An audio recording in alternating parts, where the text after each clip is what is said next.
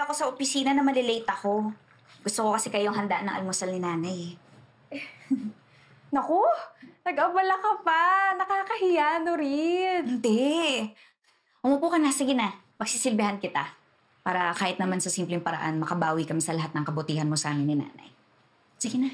Thank you, ha? Sige. Pero, huwag mo na isipin yun. Yung mga kagaya ni Aling Eva yung dahilan kung bakit nagpapatuloy ang NGO sa trabaho. Salamat sa serbisyo niyo. Inintay talaga kitang dumating kasi may gusto kong itanong sa'yo eh. Medyo personal, okay lang ba? Ano yun?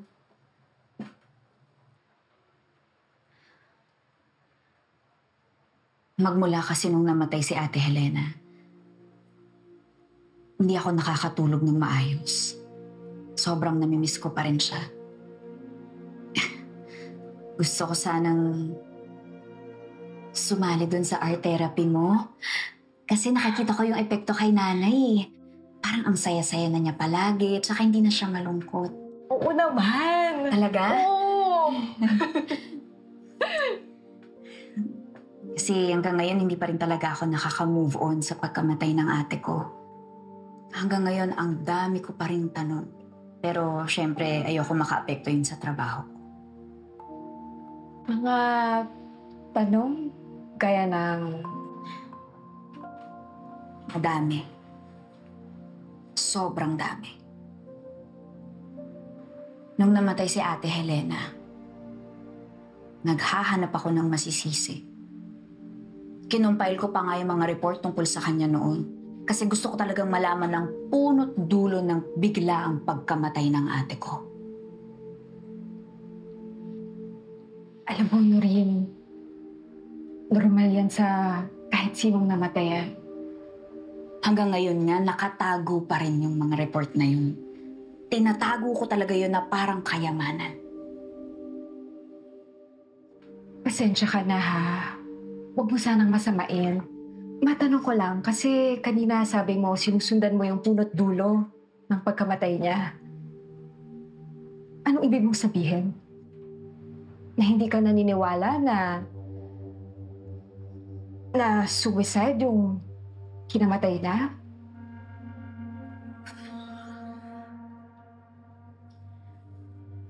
Hanggang ngayon kasi, hindi ko pa rin talaga matanggap na wala na si ate. At nakaya niyang gawin yun. Kaya ako pumasok sa Verma Beauty.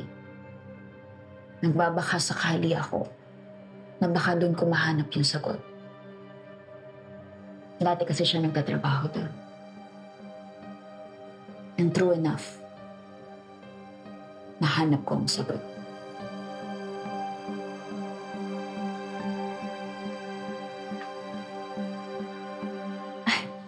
Kailangan ko nang umalis. Pero sige, kumain ka lang dyan, ha? Ikaw nang bahala kay nanay. Tsaka na tayo ulit magkwentuhan pag pwede na akong sumali sa art therapy mo. No problem, Norin. Tsaka salamat ulit, ha? Oo. Sige, kain ka lang dyan, ha?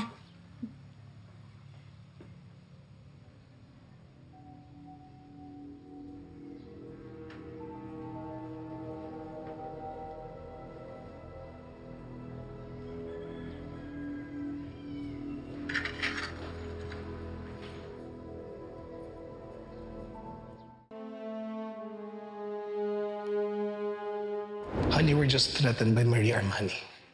Ikaw mismo nagsabi hindi natin alam kung anong susunod niyang gagawin.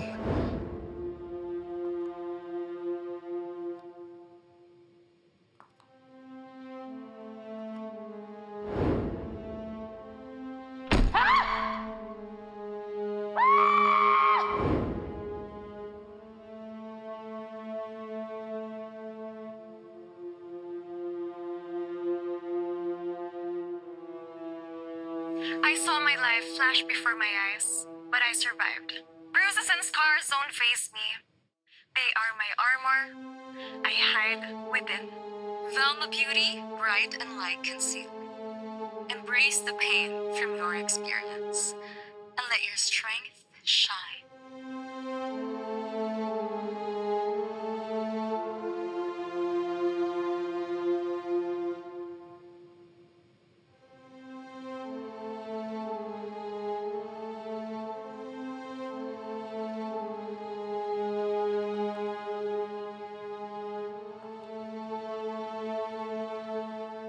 Velma Beauty is not anymore premium. Because she's old. I'm working hard. You're working hard? Or you're working hard social climbing?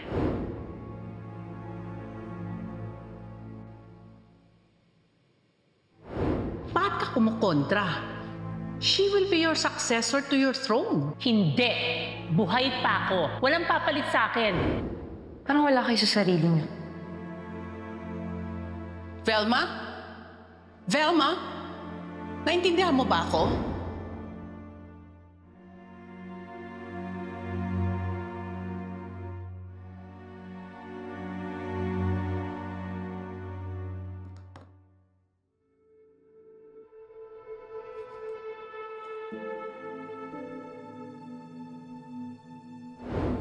Alam ko pong threaten kayo kay Shari. But come on, you are Velma Imperial.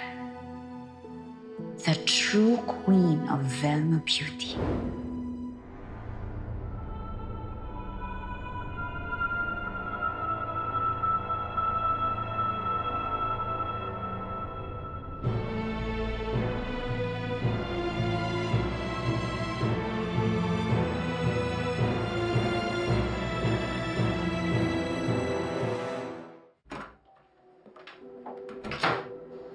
Han, I'm home.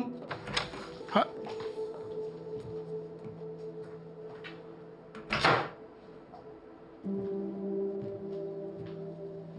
Hello?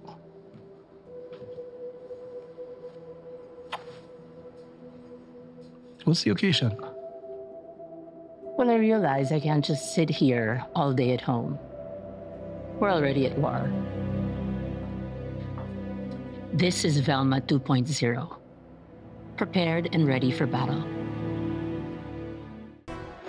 Ano ba nangyayari? Confirm mo malaking announcement to.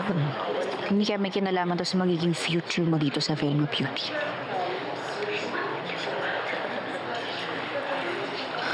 I don't feel good about this.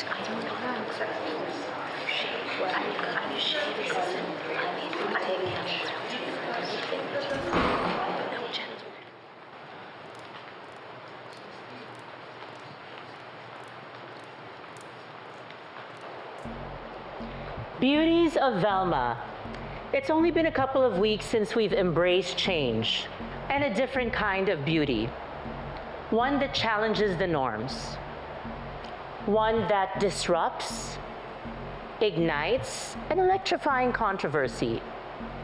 Alam ko naman na usap-usapan na dyan sa inyo na papalitan ako. Well, I will not step down without a fight. So, for the one that wants to replace me, this person must challenge me.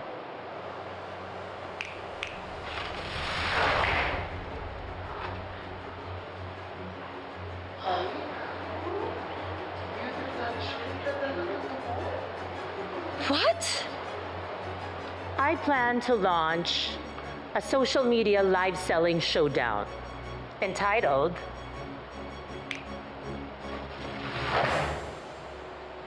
Beauty Bloodshed. Velma versus Shari. And whoever wins will be the new CEO of the company.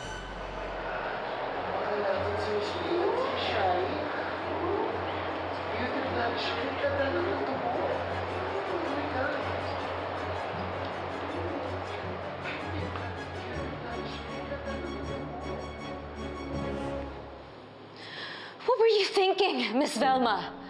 I served you for so many years. I was loyal and faithful to you. Tapos ito yung babayad niyo sa akin? Ang gawin akong kalaban? Shari, come on.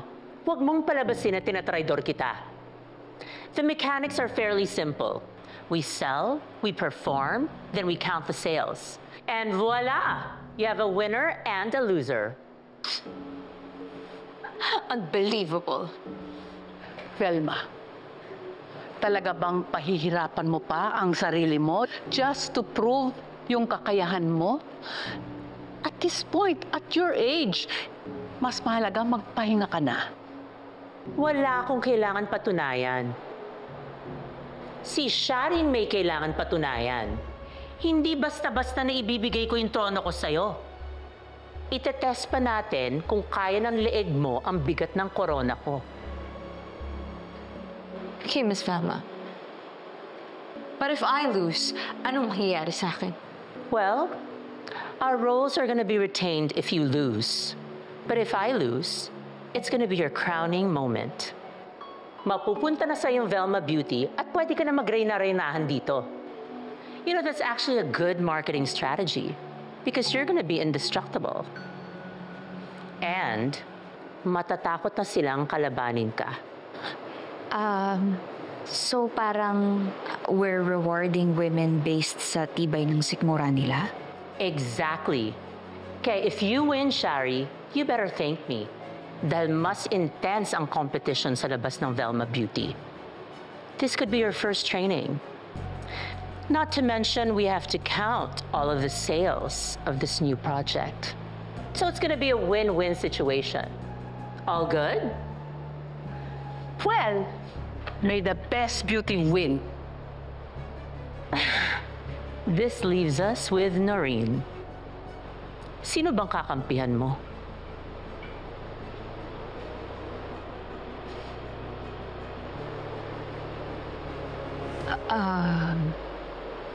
Hindi ko po alam eh. Susunod lang naman ako sa utos nyo. At the end of the day, empleyado nyo pa rin naman ako.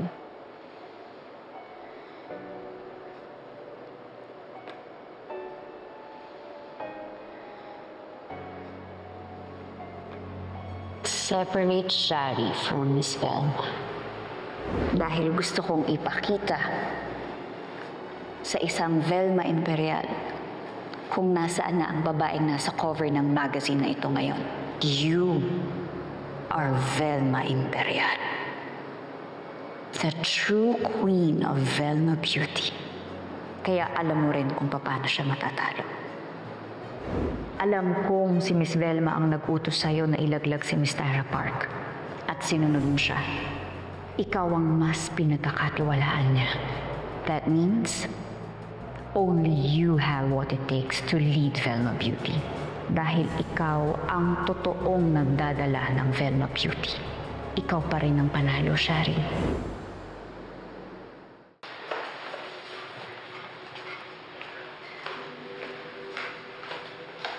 Noreen. Prutas ka pa. Bakit? Palimping ka kasi. Ano namang nakain mo? Naligaw ka dito?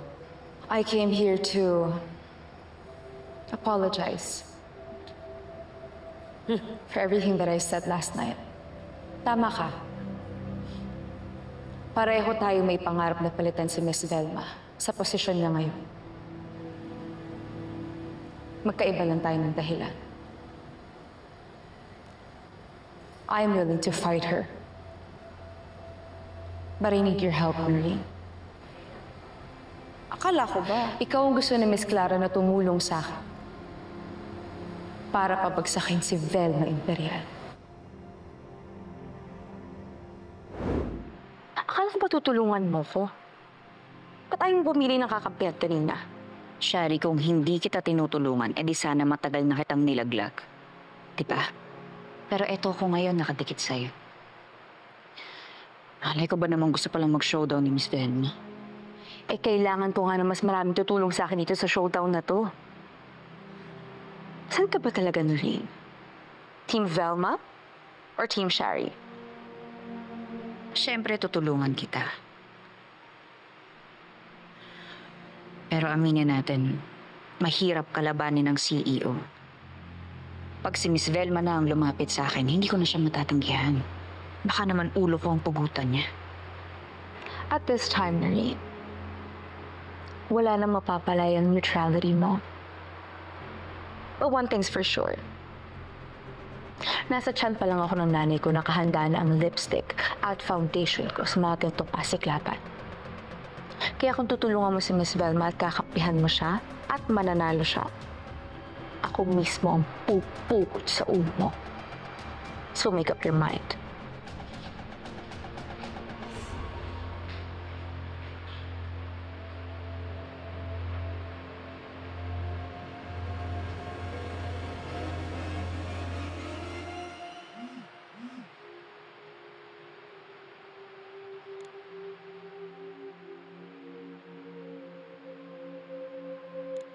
I'm starting to fuel the war online. Palakihin natin ang away ng dalawa. This is going to be bloody.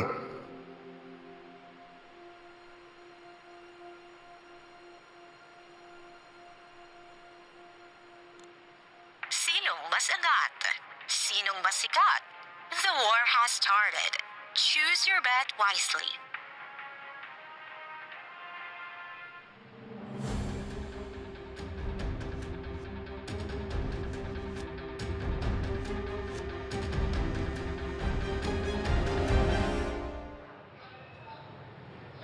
Abdo! Raul! Kamusta? Uy, ikaw, pare ko, kamusta? Ayos lang. Puka. Thank you. Grabe. Cheap na pala dapat ang tawag ko sa'yo, ha? Parang kailan lang, mga rookie pulis lang tayo, ha? Ako naman, wala naman nagbago sa akin. Si Raul pa rin ako. Alam mo, laking pasasalamat ko. Ikaw ang naging hepe ng istasyon natin. Malinis ang record. May puso sa komunidad. Tsaka matapang. Salamat, pare ko. Teka muna, may iba ako. Ba't ka man napadaan? Ano ba matutulong ko sa'yo? Si Migoy kasi, yung anak ko Hindi pa siya nauwi simula kagabi. Tsaka hindi ko makontak. May assignment ba kayo sa kanya? Yun na nga, pare ko. Kahit kami, hindi namin siya makontak. Meron kasi kaming bagong kaso rito sa estasyon na kinuhumalingan niya, pero hindi siya kasali ron, ha? Ewan ko ba sa anak mo, pare ko? Napakakulit. Mano-mano sa'yo. Pero sobrang determinasyon niya sa pag-iimbestiga. Kahit hindi niya kaso. Pare, baka naman pwedeng pakiingatan yung uniko iho ko. Pagka sumabit siya, pakisalo naman. Alam mo, kung mag-alala, pinagsasabihan ko naman yung bata, kaya wala kang dapat isipin. Lahat ng matinong pulis dito, protektado ko. O ito pa, isa pa. May inutusan na akong tao ko para hagilapin siya. Once may magandang balita ron, update kaagad kita. Ayos ba yun? Maraming salamat, pare. Sige, ayun.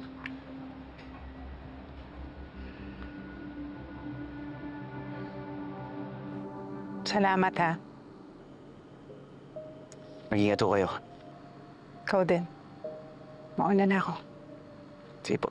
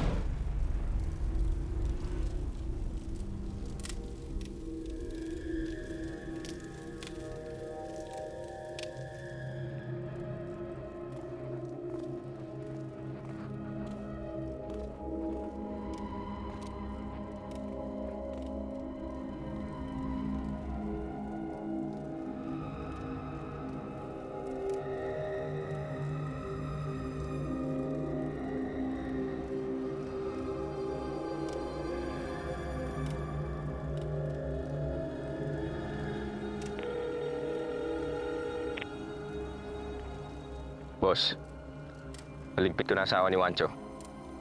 Pero wala sa bahay nila yung pinapahanap mong folder. Mukhang kasama na niya sunog. Good. Pero siguraduhin mo yung folder na yan. Wala dapat maiwan na ebidensya. Masusunod, boss.